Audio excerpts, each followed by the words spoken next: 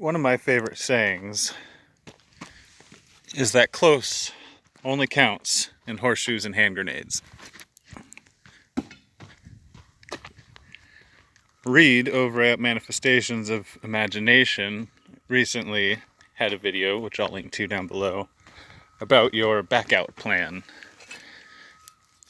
That's not your back-up plan, it's your back-out plan. What that is your plan for what you'll do if things don't go the way you plan when you initiate a new scheme or process or what have you. He had a really good video, and I'm going to try not to regurgitate it. But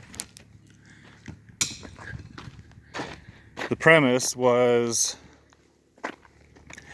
let's say that you need to change the way that your well is pumped, or the way that you gather electricity, or the crop that you're growing, or where you live, or just any number of things.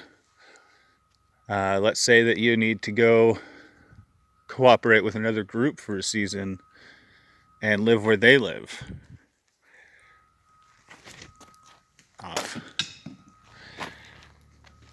All of those things could be situations where you compromise the way that you currently do things in hopes that you can do them better, or in hopes that you'll fix a situation that could lead to failure. And this can often be difficult because the way that you're doing things is working, or seems to be working, or at least it's familiar.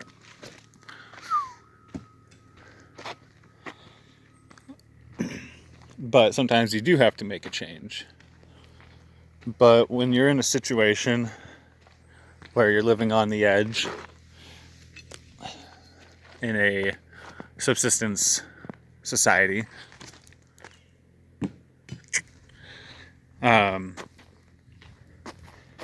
you may be forced to group up with another homestead and abandon your farm in hopes that you'll be able to expand their farm enough to feed everybody and protect everybody. But while you're doing that,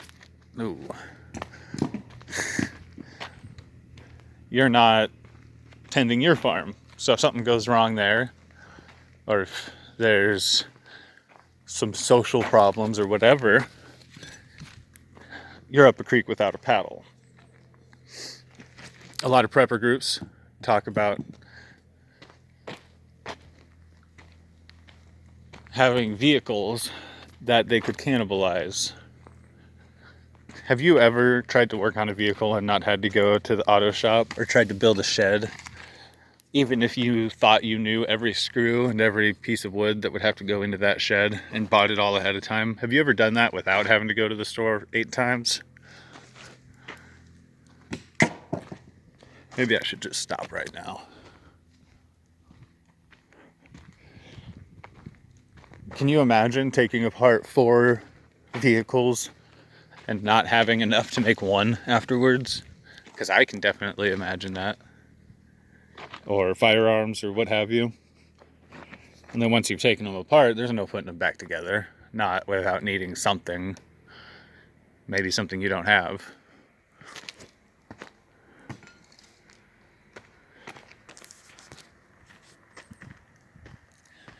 So just as important as having the original plan is having a back out plan. Not painting yourself into a corner. Having some method, some idea, hopefully a very clear and concise idea, as to what you're going to do if plan A fails and you have to retreat back to plan 1. That's one of the things that's going to get most groups. All right.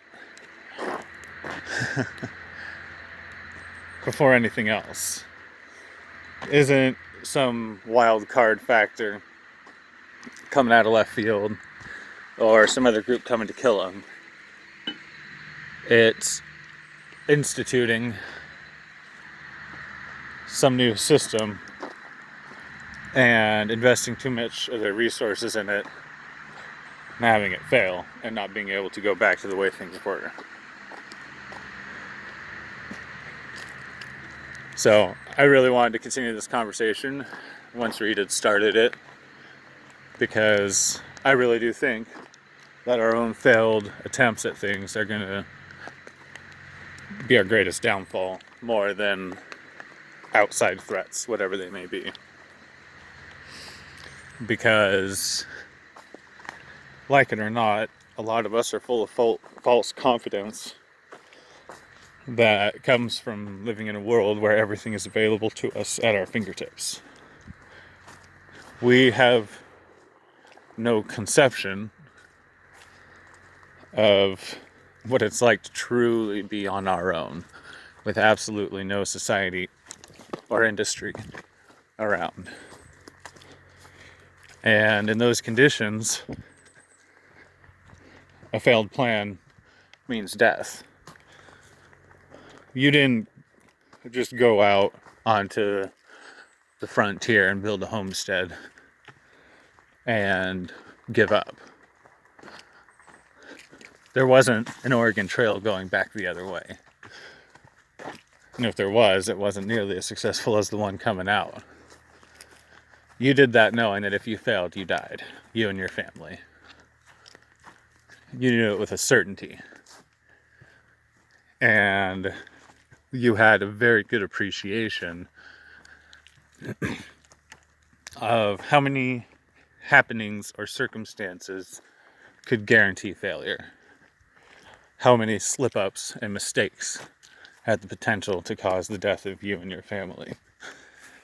And one of the things that I fear for our prepper community and brethren, myself included, I fear that we don't appreciate the finality of the consequences of a lot of choices that we can make in grid down, you're on your own situations. Sometimes you make a decision and you commit to things, and very quickly you realize that you've condemned everybody you love to some horrible fate. So always know your back out plan. Always appreciate the consequences of what you're getting yourself into, and always know what it's going to cost you to get back out of them if they go wrong. It's just good risk assessment. All right, well, hope you're all doing well. Hope that was interesting. Everybody stay safe out there.